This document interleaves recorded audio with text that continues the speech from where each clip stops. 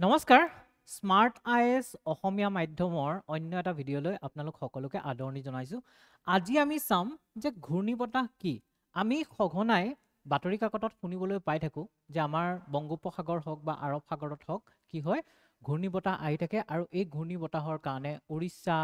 অন্ধ্ৰপ্ৰদেশ বা বাংলাদেশ বা ইফালে গুজৰাট, মহাৰাষ্ট্ৰ, কেৰেলা বা ইফালে তামিলনাডু, পুডুচেৰী এনেকুৱা এই সমূহ ৰাজ্য বা আমাৰ কেন্দ্ৰীয় শাসিত অঞ্চলত কি হয় বহুত ক্ষয়ক্ষতি হয়। এতিয়া এই ঘূৰ্ণীবতাহনো কি বা ঘূৰ্ণীবতাহৰ সৃষ্টি কেনেকৈ হয় সেই গোটেইখিনি বস্তু আমি জানিবলৈ আজিৰ এই ক্লাছটোত আমি আপোনালোকৰ সবিশেষ জনাম। এতিয়া ঘূৰ্ণীবতাহ কি বুলি ক'লে ইয়াৰ আগতে আপোনালোকে এটা বস্তু জানিব লাগিব যে বতাহ বলে কেনেকে। চাওক, আমাৰ বায়ুমণ্ডলত এটা উচ্চ চাপ আছে, এটা নিম্ন চাপ আছে, ঠিক আছে। উচ্চ চাপ আৰু নিম্ন চাপ। উচ্চ চাপত কি হয়, চাপ মানে কি হয়, আমাৰ বায়ুমণ্ডলে আমাৰ ওপৰত যিটো আপোনাৰ প্ৰেছাৰ মানে চাপ দি আছে সেইটোকে কি বুলি কোৱা হয়, বায়ুমণ্ডলৰ চাপ বুলি কোৱা হয়, হয়নে? এটমস্ফেৰিক প্ৰেছাৰ বুলি যে আমি ইংলিছত কওঁ। চ' এই বায়ুমণ্ডলৰ চাপটো আপোনাৰ কোনোবাখিনিত কি হয় বেছি হয় তেতিয়া তাক উচ্চ চাপ বুলি কোৱা হয়, আৰু কোনোবাখিনিত কম হয় তেতিয়া তাক নিম্ন চাপ বুলি কোৱা হয়। এতিয়া কোনোবাখিনিত যে বেছি হয়, কিহৰ কাৰণে বেছি হয়, সেই ঠাইখিনি যদি ঠাণ্ডা হয়, ঠাণ্ডা হলে কি হয় ওপৰৰ বায়ুটো তললৈ হেঁচা মাৰি ধৰে, সেইখিনিত উচ্চ চাপৰ সৃষ্টি হয়। আৰু এইখিনি ঠাই আছে সেইখিনিত কিবা কাৰণত তাত বহুত উষ্ণতা হোৱা কাৰণে, গৰম হোৱা কাৰণে বায়ুবোৰ গৰম হলে কি হয় বায়ুবোৰ পাতল হয়, আৰু পাতল হৈ পেলাই বায়ুবোৰ ওপৰলৈ উৰি যায়, আৰু সেইখিনি জেগাক কি বুলি কোৱা হয় নিম্ন চাপ বুলি কোৱা হয়, ঠিক আছে। এতিয়া এই উচ্চ চাপৰ পৰা যেতিয়া বতাহ মানে বায়ু আপোনাৰ কলৈ যায় নিম্ন চাপলৈ যায়, তাকে কি বুলি কোৱা হয় বতাহ বুলি কোৱা হয়, বতাহ বলা বুলি কোৱা হয়। আৰু এই যে ঘূৰ্ণী বতাহ বা চাইক্লোন যাক কোৱা হয়, ঘূৰ্ণী বতাহ সৃষ্টি কেনেকৈ হয় যেতিয়া উচ্চ চাপৰ পৰা কলৈ যাব নিম্ন চাপলৈ আপোনাৰ বায়ুটো গতি কৰে তাকে। আৰু সেইটো যদি আপোনাৰ এটা সাৰ্কুলাৰ মোচন বুলি কয়, বৃত্তীয়কাৰ পথত যদি ঘূৰে সেই বায়ুখিনি, তেতিয়া সেইটোৱে কি ফৰ্ম কৰে বা কি গঠন কৰে ঘূৰ্ণী বতাহৰ সৃষ্টি কৰে। ঘূৰ্ণী বতাহ মানে কি ঘূৰি থাকে, হয়নে? ঘূৰি থাকে কাৰণ তাত মানে অহৰহ কি হয় জানে, উচ্চ চাপৰ পৰা নিম্ন চাপলৈ বায়ুটো আহি থাকে। উচ্চ চাপৰ পৰা নিম্ন চাপলৈ আহিলে যিখিনি একদম মাজৰ অংশ ঘূৰ্ণী বতাহৰ, তাক ঘূৰ্ণী বতাহৰ চকু বুলি কোৱা হয়, আৰু সেইখিনি অংশত বায়ুটো কি হৈ যাব গৰম হৈ পেলাই পাতল হৈ পেলাই ওপৰলৈ গুচি যাব। আকৌ আপোনাৰ কি আহিব কাষৰ উচ্চ চাপৰ পৰা বায়ুটো আহি থাকিব, এনেকৈ অহৰহ হৈ থাকে, একেৰাহে হৈ থাকে, আৰু তাৰ কাৰণে কি বুলি কোৱা হয় এইটো এটা ঘূৰ্ণন আকৃতি এটা লয় কাৰণে ইয়াক ঘূৰ্ণী বতাহ বুলি কোৱা হয়, হয়নে? এতিয়া ঘূৰ্ণী বতাহৰ মই যিটো ক'লো, আৰু এই ঘূৰ্ণী বতাহ যি আপোনাৰ উচ্চ চাপৰ পৰা নিম্ন চাপলৈ বায়ুবোৰ আহি থাকে, ইয়াত আৰু এটা ফ'ৰ্চ আছে, বল এটা আছে, সেই বলটোৱে ক্ৰিয়া কৰে, সেই বলটোৰ নাম হৈছে কৰিঅলিছ ফ'ৰ্চ বা কৰিঅলিছ বল বুলি কোৱা হয়। এই বলটো সাধাৰণতে আমাৰ পৃথিৱীৰ যি গতি, এই গতিৰ ফলত সৃষ্টি হয়। এতিয়া আপোনালোকে এটা কথা জানে যে আমাৰ পৃথিৱী কি হয়, আমাৰ পৃথিৱী কেনেকে গতি কৰি আছে। আমাৰ পৃথিৱীখন, এইখন যদি আমাৰ পৃথিৱীখন এইটো হৈছে পশ্চিম চাইড, হয়নে? এইটো পশ্চিম চাইড, এইটো পূব চাইড, এইটো পূব চাইড, হয়নে? এইটো পূব। এতিয়া আমাৰ পৃথিৱীখন কি পশ্চিমৰ পৰা পূবলৈ এনেকে গতি কৰি আছে ন, পশ্চিমৰ পৰা পূবলৈ এনেকে গতি কৰি আছে। গতি কৰি থকাৰ ফলত বায়ুটো ওলোটাকে, এইটো বায়ু এইটো দিশত গতি কৰি আছে, এইটো ফালে পৃথিৱী গতি কৰি আছে, এইটো পৃথিৱী এনেকে গতি কৰি আছে, আৰু এইটো বায়ু গতি কৰি আছে। আৰু যোৱাৰ ফলত কি হয় জানেনে, বায়ুটো এনেকে ঘূৰি যায়, ঠিক আছে। এনেকে বায়ুটো এনেকে ঘূৰি যায়, ঘূৰি গৈ পেলাই এইখিনিক মই আগতে কি বুলি কৈছিলো উত্তৰ গোলাৰ্ধ বুলি কৈছিলো ন, নৰ্থৰ্ণ হেমিস্ফিয়াৰ বুলি যে কয়, উত্তৰ গোলাৰ্ধ, হয়নে?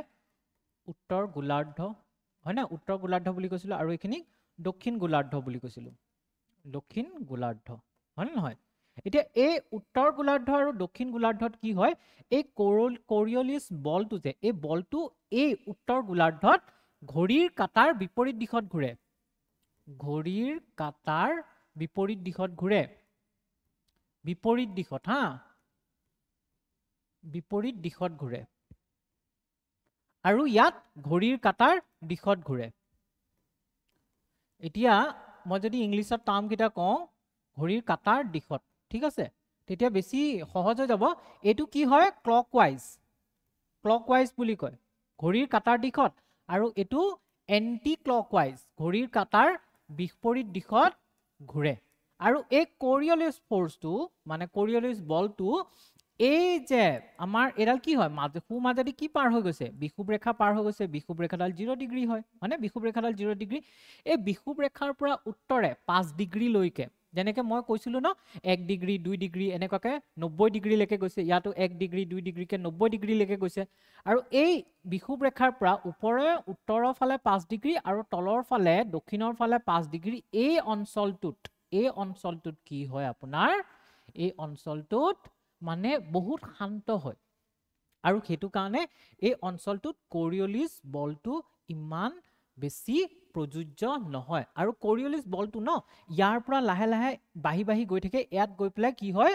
আপোনাৰ একেবাৰে ওপৰৰ অংশত গৈ পেলাই সবতকৈ বেছি হয় আৰু তলৰ অংশত কোৰিওলিছ বলৰ প্ৰভাৱটো কি হয় ইয়াৰ প্ৰভাৱটো কম হয় ঠিক আছে ইয়াৰ মানে ফোৰ্সটো কম হয় বলটো কম হয় বুজি পালে এতিয়া এই ঘূৰ্ণী বতাহ সৃষ্টিৰ কাৰণে কি প্ৰয়োজন হৈছে আমাক কোৰিওলিছ বলৰ প্ৰয়োজন হৈছে আৰু ঘূৰ্ণী বতাহত মই কি কৈছিলো ধৰি লওক কি হয় জানেনে এইটো এটা কি হয় বৃত্ত এইটো এটা মানে ঘূৰ্ণী বতাহৰ বৃত্তটো ধৰি লওক হা এতিয়া ইয়াৰ বাহিৰত কি আছে জানেনে বাহিৰত উচ্চ চাপ আছে বাহিৰত ঠিক আছে বাহিৰত উচ্চ চাপ আছে ইয়াৰ এই ভিতৰৰ অঞ্চলটোত কি হয় ভিতৰৰ অঞ্চলটোত আপোনাৰ বিভিন্ন কাৰণত ঠিক আছে মানে আপোনাৰ সেই পানীখিনিৰ উষ্ণতাটো বাঢ়ি যায় আৰু যেতিয়া পানীখিনিৰ উষ্ণতাটো বাঢ়ি যায় তেতিয়া ভাপ হৈ পেলাই পানীখিনি ওপৰলৈ গুচি যায় আৰু পানীখিনি যেতিয়া ওপৰলৈ গুচি যাব না পানীখিনি ওপৰলৈ যোৱাৰ লগে লগে সেই জেগাখিনি কি হৈ যাব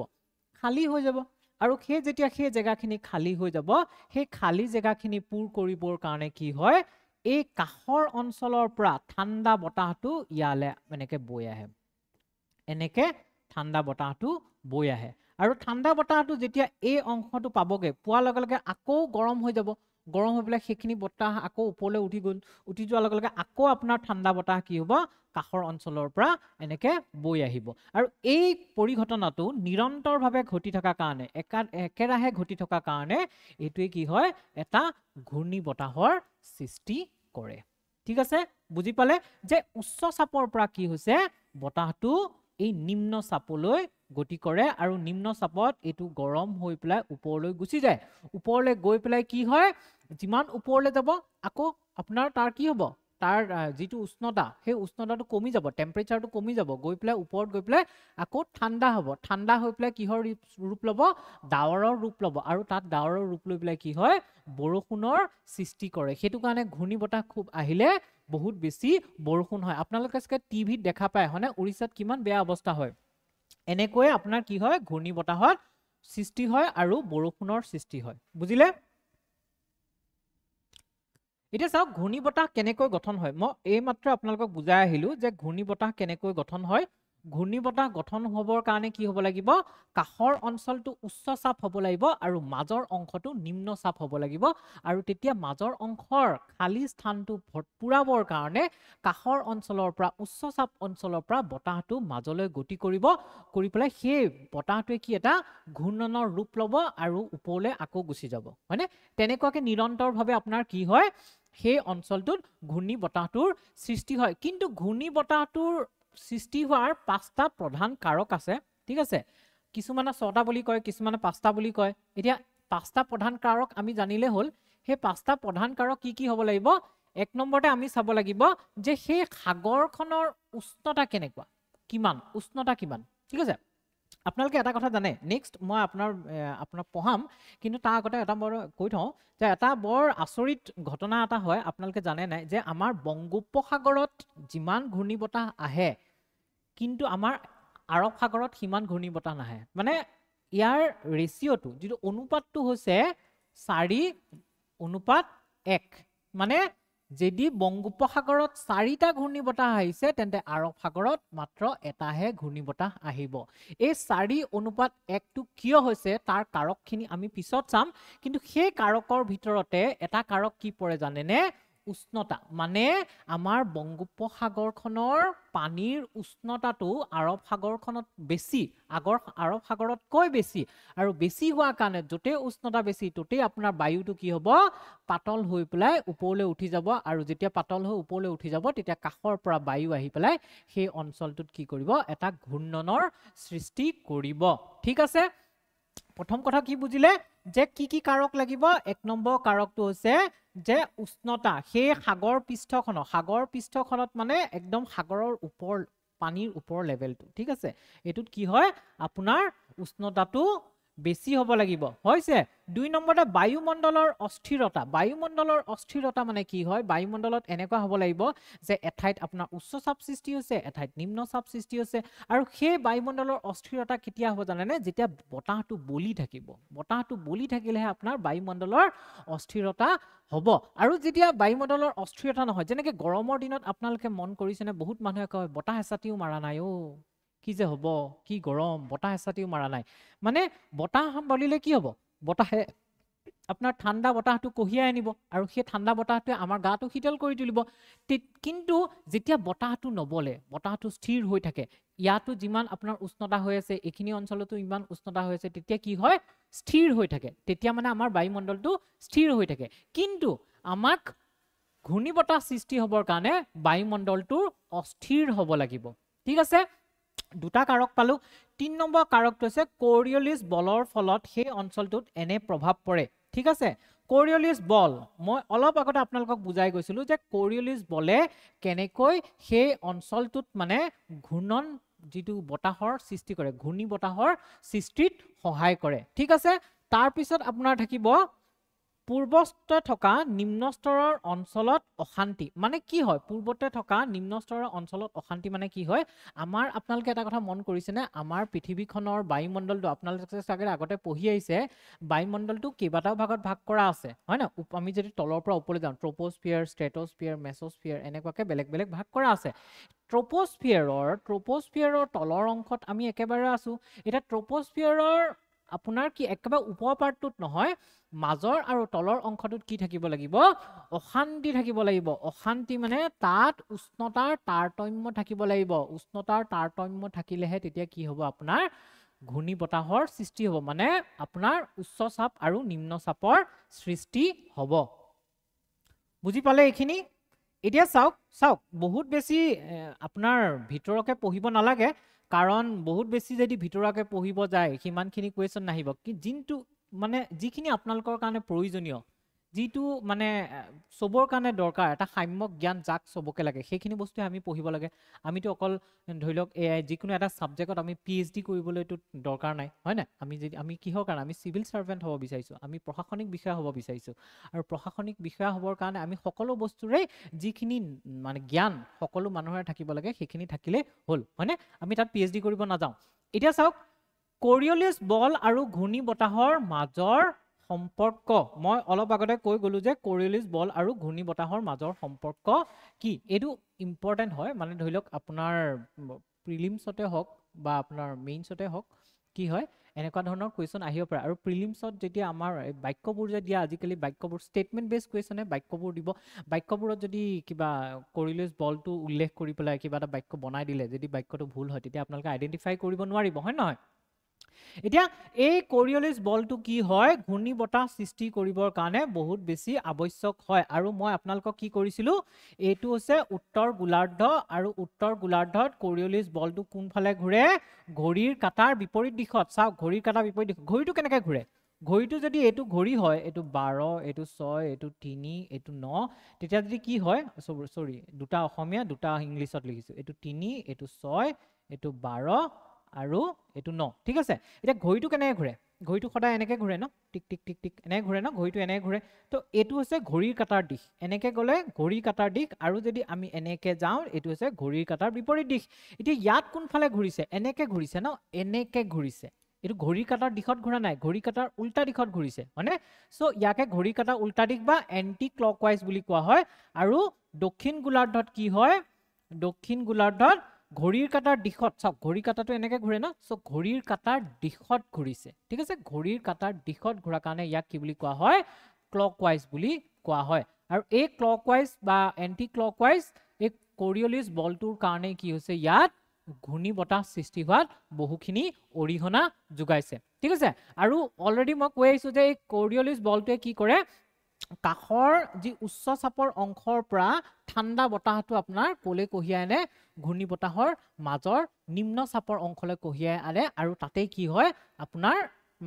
সেই বতাহটো ওপৰলৈ উঠি যায়, উঠি যোৱাৰ কাৰণে আকৌ আপোনাৰ খালী জেগা হয়, আকৌ তেনেকৈ বতাহ কঢ়িয়াই আনে আৰু ঘূৰ্ণী বতাহটোৰ সৃষ্টি হয়। এটা কথা জানে, ঘূৰ্ণী বতাহৰ চাৰিওফালে চবতকৈ মানে কি হয়, বিভৎস পৰিৱেশৰ এটা সৃষ্টি হয়, বহুত ভয়ানক হয় চাৰিওফালৰ এৰিয়াটো, কাৰণ সেইটো এৰিয়াৰ পৰা সেই অঞ্চলটোৰ পৰা বতাহটো গৈ আছে, কিন্তু ভিতৰৰ অঞ্চলটো বহুত বেছি কি হয়,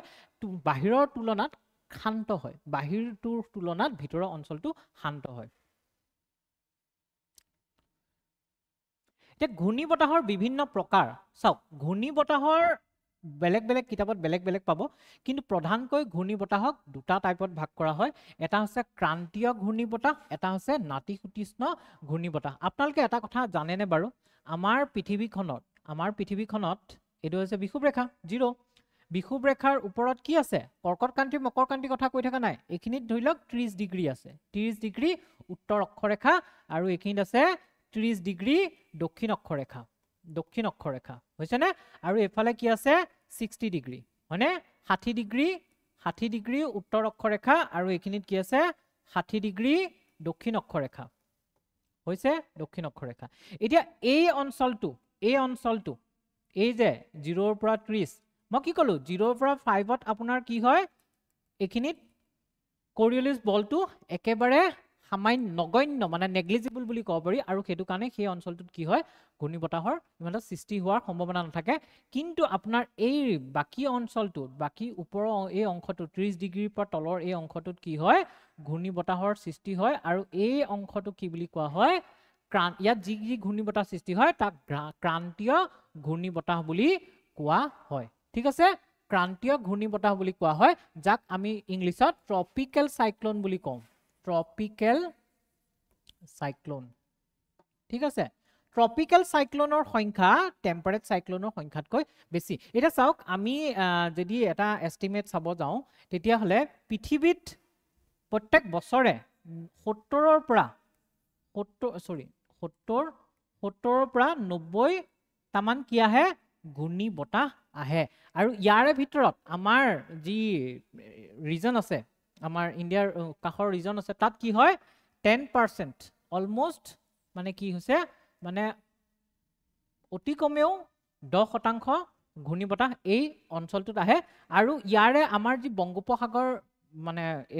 অঞ্চলটো আছে, সেই বংগোপসাগৰত আপোনাৰ প্ৰত্যেক বছৰে ধৰি লওক 7-8টামান ঘূৰ্ণী বতাহ আহে, কিন্তু তাৰে কেইটামানহে বেছি ইম্পৰ্টেণ্ট হৈ যায়, মানে প্ৰয়োজনীয় হৈ যায়, বাকী গোটেইবোৰ প্ৰয়োজনীয় নহয়। যেনেকৈ আমাৰ ৰিচেণ্টলি কি আহিছিলে, দানা আহিছিলে হয়নে, দানা নামৰ ঘূৰ্ণী বতাহ আহিছিলে, তাৰপিছত আমফান আহিছিলে, ৰেমাল আহিছিলে হয়নে, আৰু আপোনাৰ সেই আৰৱ সাগৰত কি আহিছিলে, আসনা বুলি এটা আহিছিলে হয় না, বায়ু বুলি এটা আহিছিলে বহুত দিনৰ আগতে। নেক্সট আপোনাৰ যিটো আছে, ইয়াৰ পিছৰ ঘূৰ্ণী বতাহৰ প্ৰকাৰটো হৈছে নাতিশীতোষ্ণ ঘূৰ্ণী বতাহ। নাতিশীতোষ্ণ মণ্ডল কোনখিনি কোৱা হয়, এই 30ৰ পৰা 60ৰ যিখিনি আপোনাৰ অঞ্চল, সেইখিনি কি বুলি কোৱা হয়, নাতিশীতোষ্ণ মণ্ডল বা টেম্পাৰেট ৰিজন বুলি কোৱা হয় হয়নে, টেম্পাৰেট ৰিজন বুলি ইংলিছত কয়, আৰু অসমীয়াত নাতিশীতোষ্ণ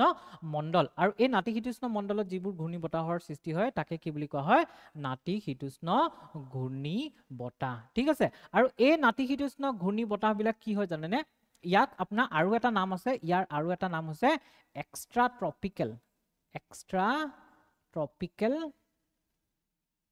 ট্ৰপিকেল চাইক্লোন, বা ইয়াক কি বুলি কোৱা হয়, অতি উচ্চ গ্ৰীষ্মমণ্ডলীয়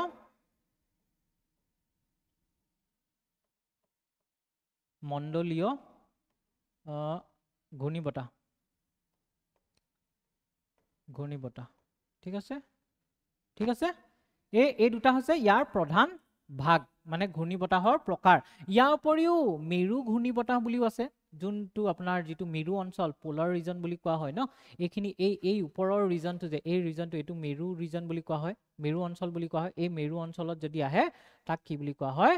মেৰু ঘূৰ্ণী বতাহ বুলি কোৱা হয়। কিন্তু সেইটো ইমান ইম্পৰ্টেণ্ট নহয়, আপোনাৰ প্ৰয়োজনীয় দুটা হৈছে এই ট্ৰপিকেল বা ক্ৰান্তীয় ঘূৰ্ণী বতাহ আৰু নাতিশীতোষ্ণ বা টেম্পাৰেট ঘূৰ্ণী বতাহ। এতিয়া চাওক, আৰৱ সাগৰতকৈ বংগোপসাগৰত কিয় ঘূৰ্ণী বতাহ বেছি সৃষ্টি হয়। বহুতেই এইটো বস্তু নাজানে যে আৰৱ সাগৰতকৈ বংগোপসাগৰত ঘূৰ্ণী বতাহৰ পৰিমাণটো বেছি। এতিয়া আপোনালোকে বছৰটোত কেইবাবাৰো শুনিব যে আৰৱ সাগৰত ঘূৰ্ণী বতাহ আহিছে। আৰু এটা কথা মই ক'বলৈ পাহৰিলোঁ, এই যে ট্ৰপিকেল ঘূৰ্ণীবতাহটোৰ কথা ক'লো ট্ৰপিকেল ঘূৰ্ণীবতাহটো মানে আমি ক্ৰান্তীয় ঘূৰ্ণীবতাহটোৰ কথা ক'লো সেইটো কেতিয়া আহে আপোনাৰ মে জুনৰ সময়ত আহিব আৰু ইফালে অক্টোবৰ নৱেম্বৰৰ সময়ত আহিব আৰু আপোনাৰ যিটো নাতিশীতোষ্ণ ঘূৰ্ণীবতাহৰ ক'লো সেইটো মেইনলি ছেপ্টেম্বৰ বা মেৰ ভিতৰত আহে এতিয়া আমি যে বংগোপসাগৰৰ কথা চাওঁ বংগোপসাগৰতনো কিয় বেছি আহে মই কৈছো ন অলপ আগতে যে 4:1 মানে সেইটো অনুপাতত কি হয় 4টা যদি বংগোপসাগৰত আহে তাৰ তুলনাত আৰব সাগৰত এটাহে কি আহে ঘূৰ্ণীবতাহ আহে ইয়াৰ মেইন কাৰকবিলাক কি বাৰু মেইন কাৰকবিলাক হৈছে এটা আছে ভূগোল আৰু ভূ-প্ৰকৃতি ঠিক আছে ভূগোল আৰু ভূ-প্ৰকৃতি এতিয়া ভূগোল আৰু ভূ-প্ৰকৃতিত কি হয় এতিয়া আপোনালোকে যদি চাই এইখন আছে আমাৰ কি ভাৰতবৰ্ষখন গৈ পেলাই এইফালে কি হৈছে বাংলাদেশ গৈ পেলাই এইফালে আপোনাৰ ম্যানমাৰ এনেকে গৈ পেলাই থাইলেণ্ড গুচি গৈছে এইখিনিতে আমাৰ আন্দামান নিকোবৰ আছে হয়নে নহয় আন্দামান নিকোবৰ আছে এতিয়া চাওক এইখনে আছে বংগোপসাগৰ ঠিক আছে এই মোৰ যে বংগোপসাগৰত যে গটো যে লিখে এইটো বৰ দিগদাৰ লাগে মোৰ লিখিবলৈ এইখিনি আছে বংগোপসাগৰ হয়নে বে অফ বেংগল বুলি কোৱা হয় এতিয়া এই বংগোপসাগৰৰ এই অঞ্চলটো কি হৈছে চাৰিওফালৰ পৰা কিহেৰে আছে আপোনাৰ আৱৰি আছে কিহেৰে আছে মাটিৰে আগুৰি আছে মানে মাটিৰে উপকূল অঞ্চলৰে আগুৰি আছে আৰু এই উপকূল অঞ্চলৰে আগুৰি থকা কাৰণে এই অঞ্চলটোৰ কি হয় জানেনে এই অঞ্চলটোৰ পানীৰ উষ্ণতাটো বেছি ঠিক আছে আৰু পানীৰ উষ্ণতাটো বেছি হয় আৰু ইয়াৰ লগতে আৰু এটা বস্তু আছে মই হেতু কম ইয়াত আৰু এটা 6 নম্বৰ এটো 1 2 3 4 5 6 নম্বৰ আৰু এটা দি দিছো যে নিমখৰ ঘনত্ব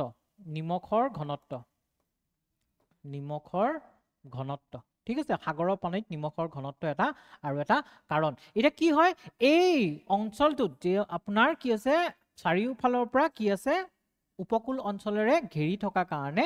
এই অঞ্চলটোত এটা গৰম উষ্ণতাটো বেছি হয় আৰু উষ্ণতাটো বেছি হোৱাৰ কাৰণে এই অঞ্চলটোত কি হয় সঘনাই আপোনাৰ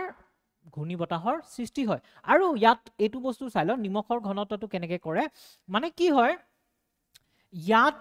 যে আপোনাৰ কি হৈছে আমাৰ ভাৰতৰ পৰা এনেকৈ বাংলাদেশৰ মাজেৰে ইফালে গংগা আহিলে ইফালে ব্ৰহ্মপুত্ৰ আহিলে আৰু ইফালে ম্যানমাৰৰ পৰা ইৰাৱতী আহিলে মানে ম্যানমাৰৰ পৰা ইৰাৱতী আহিলে এই যে ব্ৰহ্মপুত্ৰ আৰু গংগাৰ পানীবিলাক লৈ নিলে ইৰাৱতীৰ পানীবিলাক লৈ নিলে এইবিলাক ক'ত পেলালেহি বংগোপসাগৰত পেলালে আৰু বংগোপসাগৰত পৰাৰ ফলত কি হৈছে জানেনে বংগোপসাগৰৰ যিটো লৱণৰ ঘনত্ব নিমখ বা লৱণ বুলিও ক'ব পাৰি হা লৱণৰ ঘনত্ব কি হৈছে কমি গৈছে লৱণৰ ঘনত্ব সাগৰত থকা পানীত লৱণৰ ঘনত্বটো কমি গৈছে আৰু যিমান মানে লৱণৰ ঘনত্ব কমিব সিমান সহজে পানী বাষ্প হৈ ওপৰলৈ উৰি যাব আৰু সেই কাৰণে কি হৈছে এই অঞ্চলটোত সঘনাই কি হয় অতি সহজেই মানে ঘূৰ্ণীবতাহৰ গঠন হয় কাৰণ আপোনাৰ যেতিয়া লৱণৰ ঘনত্ব কমিব পানী সহজে অলৰেডি গৰম হয় ন মানে গোটেই উপকূলীয় অঞ্চলে বেৰি থকা কাৰণে গৰম হয় আৰু তাতে সঘনাই পানীখিনি কি হৈ যায় আপোনাৰ ভাপ হৈ ওপৰলৈ উৰি যোৱাৰ কাৰণে তাত নিম্ন চাপৰ সৃষ্টি হয় সেই একেটা প্ৰচেছে সেই একেটা মানে পৰিঘটনা ইয়াত সংঘটিত হয় যে সংঘটিত হৈ পেলাই কি হয় ইয়াত আপোনাৰ ঘূৰ্ণীবতাহৰ সৃষ্টি হয় আৰ্দ্ৰতাৰ উপলব্ধতা আৰ্দ্ৰতা মানে হৈছে মইশ্চাৰ বুলি কয় যে ইয়াত যিহেতু আপোনাৰ উষ্ণতাটো বেছি বা আপোনাৰ লৱণৰ ঘনত্ব কম কাৰণে ইয়াত আপোনাৰ সঘনাই ওপৰলৈ কি হৈছে মানে ভাপ হৈ পেলাই উৰি গৈছে আৰু তাৰ কাৰণে কি হৈছে ইয়াৰ ওপৰত থকা যিখিনি বায়ু আছে সেই বায়ুখিনিত মইশ্চাৰ বহুত আছে মানে আৰ্দ্ৰতা বহুত আছে আৰু আৰ্দ্ৰতা বেছি থকাৰ কাৰণে তাত কি হৈছে সঘনাই মানে আপোনাৰ ঘূৰ্ণীবতাহৰ সৃষ্টিত সহায় হৈছে নেক্সট আছে বাৰিষাৰ প্ৰভাৱটোত মানে কি হয় বাৰিষাৰ প্ৰভাৱ মানে আমাৰ মৌচুমী জলবায়ু বা মনসুনৰ কথা কৈ আছে মানে কি হৈছে আৰব সাগৰতকৈ এই বংগোপসাগৰখন বেছিকৈ মৌচুমী জলবায়ুৰ প্ৰভাৱত পৰে আৰু এই মৌচুমী জলবায়ুৰ প্ৰভাৱত পৰাৰ কাৰণে কি হৈছে ইয়াৰ মইশ্চাৰটো ইয়াৰ ওপৰত যিটো আপোনাৰ কি আছে ইয়াৰ ওপৰত আপোনাৰ হেৰি আছে ন আৰ্দ্ৰতা মানে আপোনাৰ জলবায়ু আছে জলীয় বাষ্প আছে ইয়াত মইশ্চাৰ আছে এই বতাহটো যে আহে আপোনাৰ কি বতাহ আহিছে এইটো মৌচুমী বতাহে ইয়াৰ পৰা যেতিয়া জলীয় বাষ্পবোৰ কঢ়িয়াই পেলাই এই ভাৰতৰ ভিতৰলৈ লৈ গুচি যায় লৈ যোৱাৰ লগে লগে এই জেগাখিনি খালী হৈ যায় নে নাযায় সেই জেগাখিনি খালী হৈ যোৱা জেগাখিনি সেই জলীয় বাষ্পবোৰ খালী হৈ যোৱা সেই ঠাইখিনি পুৰাবৰ কাৰণে তলৰ পৰা আকৌ পানী কি হৈছে ভাপ হৈ ওপৰলৈ গৈছে আৰু ভাপ হৈ ওপৰলৈ যোৱাৰ কাৰণে সেইখিনি জেগাত কি হৈছে আকৌ খালী এটা সৃষ্টি হৈছে হয়নে সেই খালী জেগাখিনি পুৰাবৰ কাৰণে কাষৰ পৰা আপোনাৰ আকৌ বতাহ বলিছে তেনেকৈ কি হয় এই অঞ্চলটোত সঘনাই আপোনাৰ ঘূৰ্ণীবতাহ সৃষ্টি হোৱাত সহায় কৰে ঠিক আছে আৰু ভূ প্ৰকৃতিৰ বাধা ভূপ্ৰকৃতিৰ বাধা বুলি ক'ব গ'লে আমি ইয়াত ক'ব পাৰোঁ যে এই আৰৱ সাগৰত চাব গ'লে এইখিনি পাকিস্তান আছে, ইৰাণ আছে, হয়নে? এনেকুৱাকৈ আপোনাৰ গুচি গ'ল। আৰু এইখিনিত আপোনাৰ কি আছে? এইখিনিত আছে আপোনাৰ আমাৰ আৰৱ পৃথিৱীখন আছে, আৰৱ ৱৰ্ল্ড বুলি যে কয়, আৰৱ পৃথিৱীখন আছে, আৰৱ অঞ্চলবিলাক আছে, ছৌদি আৰবিয়া, ওমান, য়ামান, হয়নে? কাটাৰ, এইবিলাক গোটেইবোৰ আছে, UAE। এতিয়া এটা কথা মন কৰক, এই অঞ্চলটোত, এই আৰৱ সাগৰৰ এই অঞ্চলটোতকৈ এই অঞ্চলটো সৰু, মানে বে অফ বেংগল বা বংগোপসাগৰৰ অঞ্চলটো ডাঙৰ আৰু আৰৱ সাগৰৰ অঞ্চলটো সৰু ইয়াৰ তুলনাত। আৰু ইয়াতে কি আছে আপোনাৰ? এইখিনিত কি আছে? এইখিনিত কি আছে? ৱেষ্টাৰ্ণ ঘাট আছে, হয়নে? পশ্চিম ঘাট বুলি যে কয়, আমাৰ পশ্চিম ঘাট, ভাৰতৰ পশ্চিম ঘাট আছে। আৰু তাৰ কাৰণে কি হয়, ইয়ালৈ আপোনাৰ বায়ুটো, যিটো আপোনাৰ আৰ্দ্ৰতা থকা বায়ু, সেই বায়ুটো ফ্লো হ'ব নোৱাৰে, মানে বৈ আহিব নোৱাৰে। 1 নম্বৰ কথা এইটো। 2 নম্বৰতে আপোনাৰ কি আছে? এই যিখন আৰৱ পৃথিৱী আছে, মানে ইয়াত আৰৱ দেশবোৰ আছে, এই গোটেই অঞ্চলটো কি হয়? মৰুভূমি হয়, বহুত বেছি মানে ড্ৰাই হয়। মৰুভূমি হয় কাৰণে বহুত বেছি শুকান অঞ্চল হয়। আৰু শুকান অঞ্চল হোৱাৰ কাৰণে এই আৰৱ সাগৰত আৰ্দ্ৰতাৰ পৰিমাণটো বংগোপসাগৰৰ তুলনাত বহুত বেছি কম হয়। আৰু ইয়াত লৱণৰ ঘনত্বটোও বেছি, আৰু লৱণৰ ঘনত্ব বেছি হোৱাৰ কাৰণে ইয়াত সহজে পানীবোৰ ভাপ হৈ ওপৰলৈ উৰি নাযায়। আৰু সেইটো কাৰণে আৰৱ সাগৰত বহুত কম কি হয়? ঘূৰ্ণী বতাহৰ সৃষ্টি হয়। ঠিক আছে, ইমানখিনি বুজিলে? ইমানখিনি জানিলে হ'ল, আৰু ইয়াতকৈ বেছি আপোনালোকক দৰকাৰ নাই। নেক্সট আমি চাম যে ঘূৰ্ণী বতাহৰ প্ৰভাৱত কি হয়। এতিয়া চাওক, ঘূৰ্ণী বতাহটো এটা কি হয়? প্ৰাকৃতিক দুৰ্যোগ হয়নে নহয়? ঘূৰ্ণী বতাহ, এতিয়া আপোনাৰ মনত আছেনে যে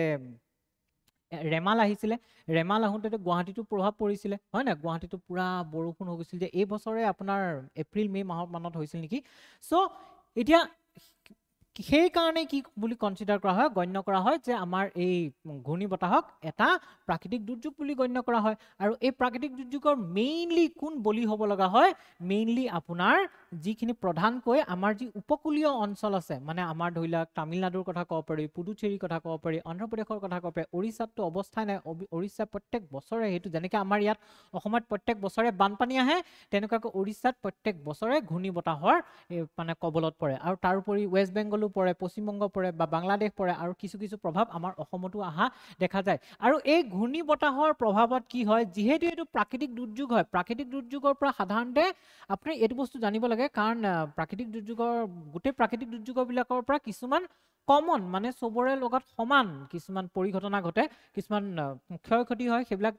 সহজ হয় মনত ৰাখিবৰ কাৰণে। এতিয়া ইয়াৰ ফলত ঘৰ, অট্টালিকা, আন্তঃগাঁথনিৰ ক্ষতি হয়, ইনফ্ৰাষ্ট্ৰাকচাৰ যাক কওঁ আমি, ইনফ্ৰাষ্ট্ৰাকচাৰৰ ক্ষতি হয়। 2 নম্বৰতে কি হয়? পৰিবহন, শক্তি আৰু যোগাযোগৰ সেৱাত চব কি হৈ যায়? চব যোগাযোগবিলাক বিচ্ছিন্ন হৈ যায়, মানে চব যোগাযোগবিলাক ভাগি যায়, বিচ্ছিন্ন হৈ যায়, ৰাস্তা ঘাট বিচ্ছিন্ন হৈ যায়, কোনো ক'তো যাব নোৱাৰা হয়। তাৰপিছত আপোনাৰ কি হয়? বানপানী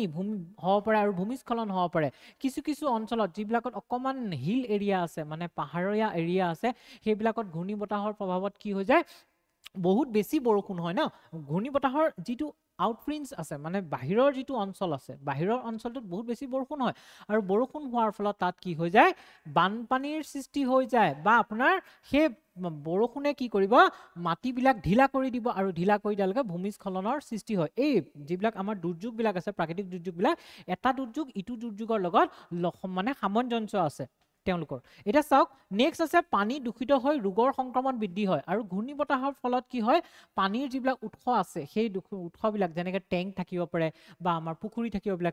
থাকিব পাৰে, আৰু এইবিলাক কি হয়? প্ৰদূষিত হৈ যায়। প্ৰদূষিত হৈ পেলাই তাত কি হয়? পিছত গৈ পেলাই আপোনাৰ বিভিন্ন ধৰণৰ বেমাৰ সৃষ্টি হয়। মানুহ স্থানচ্যুতি হয়, মানে কি হয়? মানুহ তাৰ পৰা ডিছপ্লেচ হয়, সেই জেগা এৰি পেলাই বেলেগ জেগালৈ যাব লগা হয়, হয়নে? আৰু জীৱিকাত প্ৰভাৱ পেলায়, এইটোতো নৰ্মেল কথা, এইটো চবে জানিব। আৰু আমাৰ যি ৰাষ্ট্ৰীয় অৰ্থনীতি আছে, ৰাষ্ট্ৰীয় অৰ্থনীতিত বিশেষকৈ বহুত বেছি ক্ষতিৰ সৃষ্টি কৰে। চাওক, ঘূৰ্ণী বতাহত বহুত বেছি জানিব নালাগে, জাষ্ট আপোনালোকে ঘূৰ্ণী বতাহ কিয় সৃষ্টি হয়, মই যিখিনি ক'লো, ঘূৰ্ণী বতাহ কেনেকৈ সৃষ্টি হয় সেইখিনি মনত ৰাখিব। কি বলে তাত ক্ৰিয়া কৰি আছে, বা আপোনাৰ ঘূৰ্ণী বতাহৰ যিটো মানে হেৰি ইণ্টেনচিটি, যিটো মানে প্ৰাবল্য বুলি কৈছে, মানে আমাৰ বংগোপসাগৰ বা আমাৰ আৰৱ সাগৰৰ মাজত যিটো পাৰ্থক্য আছে, বা যিটো প্ৰাবল্যৰ পাৰ্থক্য আছে, সেইবিলাক বস্তুখিনি আপোনালোকে জানিলেই হ'ল। ঠিক আছে। এতিয়া ঘূৰ্ণী বতাহৰ নাম কেনেকৈ দিয়া হয়? কেতিয়াবা মনত এইটো কুৱেশ্যন আহিছেনে? এই প্ৰশ্নটো কেতিয়াবা আহেনে? আমি যে নামবোৰ শুনো, যে ৰেমাল আহিছে, আমফান আহিছে, ঠিক আছে, দানা আহিছে, ঠিক আছে, তাৰপিছত আপোনাৰ আসনা আহিছে, ঠিক আছে। এই নামবোৰ দিয়ে কোনে? কোনে দিয়ে এই নামবোৰ? কোনে দিয়ে বাৰু? একচুৱেলি কি হৈছিলে 2000 চনত মানে এই বংগোপসাগৰৰ পাৰত যিখিনি দেশ আছে, কি আছে, ভাৰত আছে, বাংলাদেশ আছে, হয়নে, ইফালে ম্যানমাৰ আছে, ইফালে থাইলেণ্ড আছে, এইখিনিত শ্ৰীলংকা আছে, এইখিনিত মালদ্বীপছ আছে, হয়নে, এই গোটেইবোৰ। কিন্তু মালদ্বীপছ আপোনাৰ আৰৱ সাগৰৰ ফালে পৰি যায়, কিন্তু ইয়াত শ্ৰীলংকা, ভাৰত, বাংলাদেশ, ম্যানমাৰ, থাইলেণ্ড, এই গোটেইখিনি কি কৰিছে ইয়াত লিখা আছে চাওক, বাংলাদেশ, ভাৰত, মালদ্বীপ, ম্যানমাৰ, ওমান, পাকিস্তান ওমান পিছত আহিছে, এইটো কম বাৰু। চ' এইবিলাকে কি কৰিলে, এটা সিদ্ধান্ত ল'লে যে তেওঁলোকে কি কৰিব, প্ৰত্যেক বছৰে ঘূৰ্ণী বতাহৰ নাম দিব, ঠিক আছে। প্ৰত্যেকখন দেশে কি কৰিব, কিছুমান নাম সাজেষ্ট কৰিব, মানে তেওঁলোকে কিছুমান নাম প্ৰস্তাৱ কৰিব, আৰু সেই প্ৰস্তাৱ কৰা নামবিলাকে পিছত কি কৰিব, প্ৰত্যেক বছৰে অহা ঘূৰ্ণী বতাহবিলাকক নামটো দিয়া হ'ব, কিন্তু এটা নাম ৰিপিট নকৰে, আকৌ পুনৰবাৰ সেই নামটো ব্যৱহাৰ নকৰে, এবাৰেই সেই এটা নাম দিয়া হয়। আৰু সেই নামটোৰ ক্ষেত্ৰতো বহুতখিনি কি আছে আপোনাৰ, কিছুমান নীতি নিয়ম আছে, সেই নীতি নিয়মখিনি আমি চাই ল'ম বাৰু, কি মানে ৰুলছ ফ'ল' কৰিব লাগে, নীতি নিয়ম ফ'ল' কৰিব লাগে। তাৰপিছত প্ৰথম 2000 চনত এইটো ষ্টাৰ্ট হ'ল নহয়, 2018ত কি কৰিলে, 2018ত বাকী যিকেইখন আছে, ইৰাণ, কাটাৰ, য়ামান, ছৌদি আৰবিয়া, UAE, তেওঁলোককো কি কৰিলে, এই মানে যিটো আপোনাৰ অনুষ্ঠান বনাইছিলে, এই অনুষ্ঠানটোৰ ভিতৰুৱা কৰি লৈছে। আৰু এইটো কাৰ পোষকতাত হৈছিলে, বিশ্ব বতৰ বিজ্ঞান কেন্দ্ৰ, বিশ্ব ৱৰ্ল্ড মেটেৰলজিকেল অৰ্গেনাইজেশ্যন, তাৰ আণ্ডাৰত কি কৰা হৈছিলে, এই ইনিচিয়েটিভটো, এই মানে যিটো তেওঁলোকে প্ৰস্তাৱনা লৈছিলে, সেই প্ৰস্তাৱনাটো লোৱা হৈছিলে, ঠিক আছে। আৰু তেওঁলোকে কি কৰে, সেই দেশবিলাকে কিছুমান নাম তেওঁলোকৰ মানে সাজেষ্ট কৰিছিলে, বা তেওঁলোকে কিছুমান নাম পঠাইছিলে, সেই পঠোৱা নামবিলাক তেওঁলোকৰ ভিতৰৰ পৰা প্ৰত্যেক বছৰে এটা ৰোটেশ্যন মানে চক্ৰাকাৰভাৱে এলফাবেটিকেল, মানে আপোনাৰ নামবিলাক, দেশৰ নামবিলাকৰ প্ৰথম আখৰটোৰ ওপৰত নিৰ্ভৰ কৰি পেলাই প্ৰত্যেক বছৰে সেইটো এটা চক্ৰাকাৰে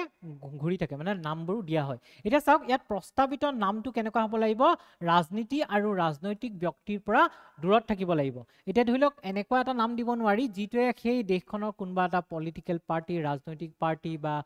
ৰাজনৈতিক এটা চিম্বল বুলি যাক কওঁ, বা প্ৰতীক চিহ্ন, বা আপোনাৰ কোনোবা এজন ৰাজনৈতিক ব্যক্তিৰ নামত দিব নোৱাৰিব, বা ধৰ্মীয় বিশ্বাসৰ ওপৰত দিব নোৱাৰিব, বা সংস্কৃতিৰ ওপৰত দিব নোৱাৰিব, বা লিংগৰ প্ৰতি নিৰপেক্ষ হ'ব লাগিব। আৰু এনেকুৱা নহ'ব, নামটো এনেকুৱা নহ'ব যিটোৱে কোনোবা লিংগক আঘাত কৰিব, ঠিক আছে। লিংগ বুলি ক'লে ধৰি লওক আমাৰ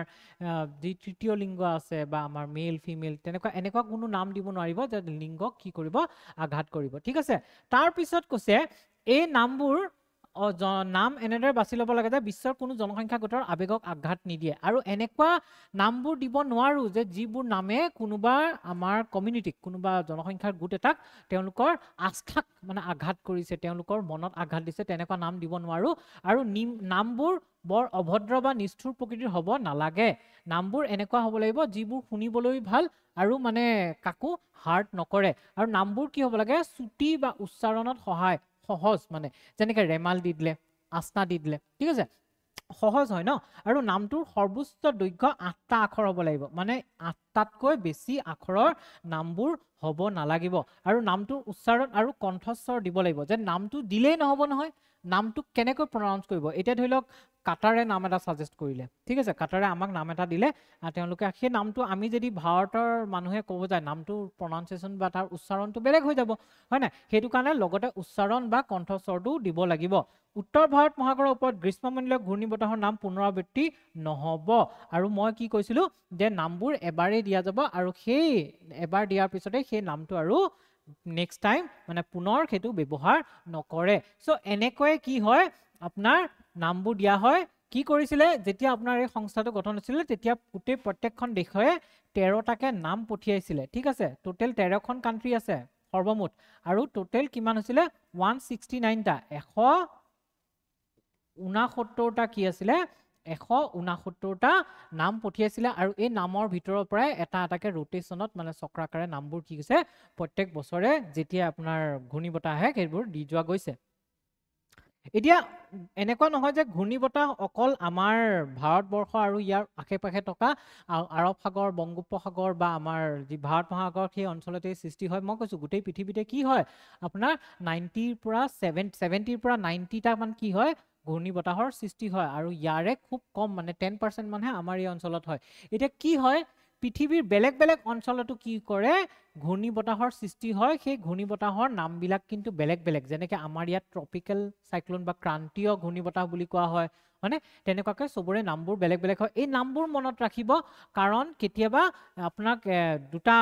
মিলোৱা বুলি যে কয় দুটা বেলেগ বেলেগ মানে বাকচ দিব তাত নাম এইফালে এখন লিষ্ট দিব সিফালে এখন লিষ্ট দিব দুইটা মিলাব দিয়ে যে তেনেকুৱাকৈ মিলাব দিব পাৰে এতিয়া ইয়াত কি হয় কেৰিবিয়ান সাগৰ কেৰিবিয়ান সি বুলি যে কওঁ কেৰিবিয়ান সাগৰত কি বুলি কোৱা হয় আহা ঘূৰ্ণীবতাহক হাৰিকেন বুলি কোৱা হয় চীন সাগৰত আহাটো টাইফুন বুলি কোৱা হয় ভাৰত মহাসাগৰতো ক্ৰান্তীয় ঘূৰ্ণীবতাহ বুলি কোৱা হয় জাপানত টাইফু বুলি কোৱা হয় উত্তৰ অষ্ট্ৰেলিয়াত উইলি উইলছ বুলি কোৱা হয় আৰু ফিলিপাইনছত বাগুই বুলি কোৱা হয় আৰু আমেৰিকাত টৰ্নেডো বুলি কোৱা হয় এই বস্তুখিনি মনত ৰাখি ল'ব নামটো মনত ৰাখি ল'ব সহজ হয় কাৰণ কেতিয়াবা এনেকুৱাকৈ আপোনাক যে এইফালে এ বি দিলে এইফালে 1 2 দি দিলে মিলাব দিয়ে যে তেনেকুৱাকৈ মিলাব দিলে কেতিয়াবা আপোনালোক ফচি যাব চ' এই বস্তুটো আপোনালোকে মনত ৰাখি ল'ব হা এতিয়া চাম আমি প্ৰশ্ন ঠিক আছে সম্ভাৱ্য প্ৰশ্ন কেনেকুৱা আহিব পাৰে অলৰেডি যিখিনি ক'লো আপোনালোকক ঘূৰ্ণীবতাহৰ সিমানখিনিয়ে ইম্পৰ্টেণ্ট হয় প্ৰয়োজনীয় হয় তাতকৈ বেছি আৰু প্ৰয়োজনীয় নহয় ইমান ডেপ্থত আমি আৰু পঢ়িব নালাগে সাধাৰণতে এতিয়ালৈকে ঘূৰ্ণীবতাহৰ কুৱেশ্যন দেখা নাই ঠিক আছে APSC-টো দেখা নাই UPSC-টো আপোনাৰ খুব কমেইহে মানে ঘূৰ্ণীবতাহ ইয়াৰ পৰা কুৱেশ্যন অহা দেখা গৈছে কিন্তু এনেকুৱা নহয় যে ভৱিষ্যতে নাহিব আহি যাবও পাৰে কাৰণ ঘূৰ্ণীবতাহ সঘনাই হৈ থাকে আৰু প্ৰত্যেক বছৰ যে একেটা টপিকৰ পৰা একেটা বিষয়ৰ বস্তুৰ পৰাই যে আপোনাৰ প্ৰশ্ন দিব তেনেকুৱাটো কথা নহয় কাৰণ জিঅ'গ্ৰাফি পাৰ্ট হয় যেতিয়া ঘূৰ্ণীবতাহটো এটা ইম্পৰ্টেণ্ট পাৰ্ট হয় মানে প্ৰধান এটা অংশ হয় জিঅ'গ্ৰাফিৰ মানে ভূগোলৰ চ' ইয়াত আমি চাব লাগিব কুৱেশ্যনবোৰ এতিয়া সম্ভাৱ্য প্ৰশ্নত কি চাম তলৰ কোনটো ঘূৰ্ণীবতাহৰ বৈশিষ্ট্য দুবাৰ লিখা গৈছে তলৰ কোনটো ঘূৰ্ণীবতাহৰ বৈশিষ্ট্য ঠিক আছে বৈশিষ্ট্যটো দুবাৰ লিখা গ'ল ঘূৰ্ণীবতাহৰ বৈশিষ্ট্য এক নম্বৰ কৈছে ইয়াৰ কেন্দ্ৰত বায়ুমণ্ডলীয় চাপ কম ওকে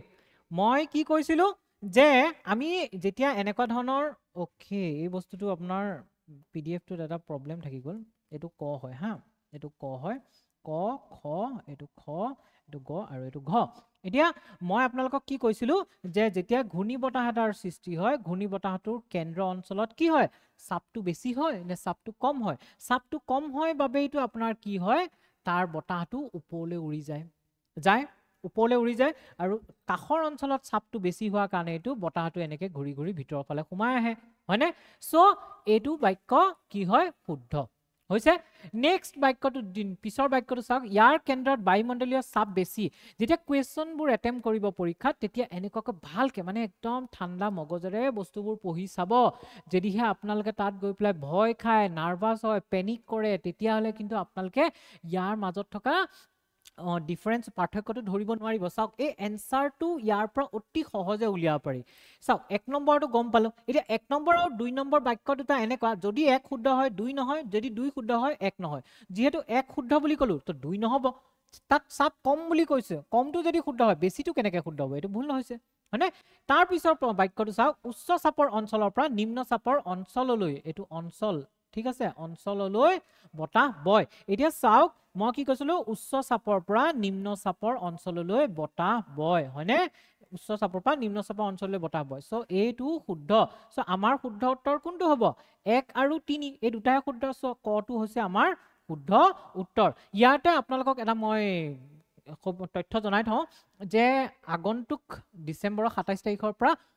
অসমীয়া পিয়ৰলি মানে একদম অসমীয়া মাধ্যমত আমাৰ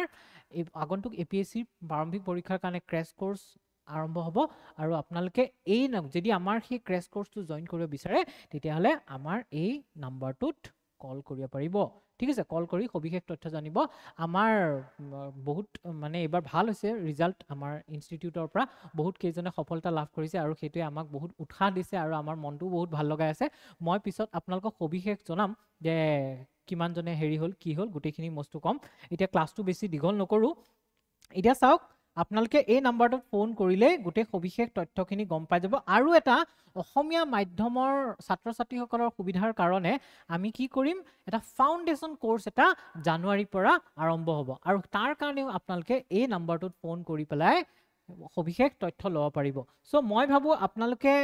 এই দুটা কোৰ্স জয়েন কৰিব পাৰে কাৰণ এই দুটা কোৰ্সে বহুত বেছি হেল্প কৰিব আৰু মইতো আছোৱে আমাৰ এটা মানে বিশেষ টিম এটা আছে এই টিমটোৱে কমপ্লিট মানে গোটেই অসমীয়া মাধ্যমৰ ষ্টুডেণ্টখিনিয়ে কি বিচাৰে কেনেকুৱা মানে তেওঁলোকক কেনেকৈ তেওঁলোকক আগুৱাই লৈ যাব লাগিব গোটেই নোটছৰ পৰা আদি কৰি গোটেই উৎসবিলাক চববিলাক প্ৰভাইড কৰা হ'ব প্ৰদান কৰা হ'ব আৰু আমিতো আছোৱে ময়ো আছো সো আপোনালোকে টেনশ্যন ল'ব নালাগে এতিয়া চাওক ওকে এইটোত এটা প্ৰব্লেম হৈ গ'ল এইটো তললৈ গুচি গ'ল বাৰু দৰকাৰ নাই এইটো এতিয়া ইয়াত কি কৈছে ইয়াত কুৱেশ্যনটো চাওক তলত দিয়া কথাবোৰ বিবেচনা কৰক জেট ষ্ট্ৰীম কেৱল উত্তৰ গোলাৰ্ধতহে দেখা যায় ঠিক আছে জেট ষ্ট্ৰীম কি হয় অকল উত্তৰ গোলাৰ্ধত দেখা যায় বুলি কৈছে জেট ষ্ট্ৰীম কাক কয় বাৰু জেট ষ্ট্ৰীম আমাৰ আপাৰ ট্ৰপোস্ফিয়াৰ যি ট্ৰপোস্ফিয়াৰৰ ওপৰৰ লেভেলটো তাত আপোনাৰ এটা মানে নদী যেনেকৈ বয় তেনেকৈ বায়ুৰ ফুট বয় আৰু বহুত স্পীডত বয় কাৰণে ইয়াৰ নামটো জেট ষ্ট্ৰীম বুলি কোৱা হয় আৰু ইয়াত যিটো বাক্য দিছে যে জেট ষ্ট্ৰীম কেৱল উত্তৰ গোলাৰ্ধতহে দেখা যায় এইটো ভুল কাৰণ জেট ষ্ট্ৰীম উত্তৰ গোলাৰ্ধতো দেখা যায় আৰু দক্ষিণ গোলাৰ্ধতো দেখা যায় সো এইটো ভুল 2 নম্বৰত আপোনাৰ কি কৈছে কিছুমান ঘূৰ্ণী বতাহৰহে চকুৰ সৃষ্টি হয় এইটো একচুয়ালি শুদ্ধ হয় সব ঘূৰ্ণী বতাহৰ চকুৰ সৃষ্টি নহয় মই কি কৈছিলো ঘূৰ্ণী বতাহৰ মাজৰ একেবাৰে মাজৰ অংশটো কি হয় চকু বুলি কোৱা হয় সো সকলো ঘূৰ্ণী বতাহৰে চকুৰ সৃষ্টি নহয় বিশেষকৈ যিবিলাক ক্ৰান্তীয় ঘূৰ্ণী বতাহ আছে সেইবিলাকৰ চকুৰ সৃষ্টি হয় এই বাক্যটো শুদ্ধ তাৰ পিছৰটো চাওক ঘূৰ্ণী বতাহৰ চকুৰ ভিতৰত উষ্ণতা চৌপাশৰ তুলনাত প্ৰায়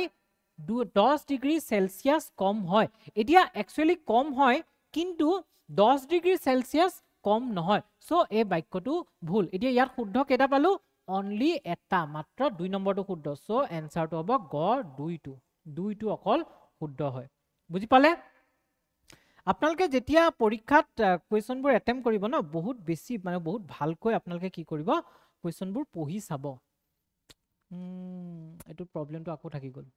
উপায় নাই আৰু এটা চাওক নেক্সট আপোনাৰ যেটো আছে হেতু আছে তলত দিয়া কথাবোৰ বিবেচনা কৰক কি আছে বিবেচনা ভাৰতৰ উপকূল অতিক্ৰম কৰা ঘূৰ্ণীবতাহ সাধাৰণতে বংগ উপসাগৰত গঠন হয় মানে ভাৰতত উপকূল অতিক্ৰম কৰা মানে উপকূলৰ ভিতৰত সোমাই আহা যেনেকৈ আমাৰ যি আমফান আহিছিল ৰেমাল আহিছিল কি হৈছিল আমাৰ ভাৰতৰ ভিতৰত সোমাই গৈছিল ন আমাৰ যি উৰিষ্যা অন্ধ্ৰপ্ৰদেশ এইবিলাক অঞ্চলত বহুত তবাহী সৃষ্টি কৰিছিল ন আৰু হেতু কাৰণে এই যেটো বাক্য দিছে এই বাক্যটো শুদ্ধ হয় নেক্সট কৈছে ভাৰতৰ উপকূল অতিক্ৰম কৰা ঘূৰ্ণীবতাহ সাধাৰণতে আৰৱ সাগৰত গঠন হয় এটো শুদ্ধ কাৰণ আমি জানো যে দুইটাতে গঠন হয় আৰৱ সাগৰটো গঠন হয় বংগোপসাগৰটো গঠন হয় কিন্তু আৰৱ সাগৰত বংগোপসাগৰৰ তুলনাত কমকৈ গঠন হয় ঠিক আছে সো এই বাক্যটো শুদ্ধ এটা যেহেতু দুইটা শুদ্ধ আমাৰ এনসাৰটো কোনটো হ'ব গটোত কি আছে 1 আৰু 2 দুয়োটাই শুদ্ধ ঠিক আছে এনেকুৱা ধৰণৰ প্ৰশ্ন আপোনালোকৰ আহিব সো এনেকুৱা ধৰণৰ প্ৰশ্নখিনি আপোনালোকে যেতিয়াই কিবা এটা টপিক পঢ়িব কি কিবা এটা বিষয় পঢ়িব সেই বিষয়টোত সম্ভাৱ্য প্ৰশ্ন বা আগতে আহা প্ৰশ্ন তেনেকুৱা প্ৰশ্নবোৰ যিমান পাৰে সিমান প্ৰেক্টিছ কৰিব আৰু এই প্ৰেক্টিছবোৰ কৰিলেহে আপোনালোকৰ কি হ'ব সেই টপিকটো ভালকৈ বোধগম্য হ'ব ভালকৈ আপোনালোকৰ আন্ডাৰষ্টেণ্ডিং বুজি পোৱাত সহায় হ'ব ঠিক আছে সো ইমানখিনিয়ে আছিল আজিৰ টপিকটো ইয়াতকৈ আৰু বেলেগ একো পঢ়িব নালাগে সাইক্লোন বা ঘূৰ্ণীবতাহৰ বিষয়ে ইমানখিনিয়ে যথেষ্ট এনেকৈ বাকি আৰু মই টপিকবিলাক লৈ নিম বেলেগ বিষয়বিলাক লৈ নিম আৰু আপোনালোকৰ কাৰণে মই ৰাজনীতিৰ ওপৰতো ভাৰতীয় ৰাজনীতিৰ ওপৰতো মানে এনেকুৱা বিষয় বেলেগ বিষয় যিবিলাক আপোনাৰ পৰীক্ষাত কুৱেশ্যন আহে তেনেকুৱাবিলাক লৈ আহিম তো আজিলৈ আহোঁ ধন্যবাদ